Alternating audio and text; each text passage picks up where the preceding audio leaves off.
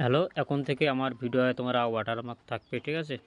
এবং ওয়াটারমার্ক ছাড়ার জন্য এক্ষুনি ব্যালেন্স তোমার কাছে নেই কেন? 4,500 টাকা খরচা হবে ওয়াটারমার্কের জন্য, ঠিক আছে?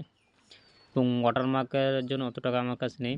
এবং যারা পেড ক্যারেক্টার এবং নতুন নতুন যে ক্যারেক্টার আমি ইউজ করেছি আর কটা ভিডিওয়ে, ওটা পেড ক্যারেক্টার এবং ওর দাম 200 টাকা, 1 মাস 200 টাকা, এবং 2 মাস ধরে ভিডিও আপলোড করতে যেমন 400 টাকা খরচা হয়েছে, ঠিক আছে?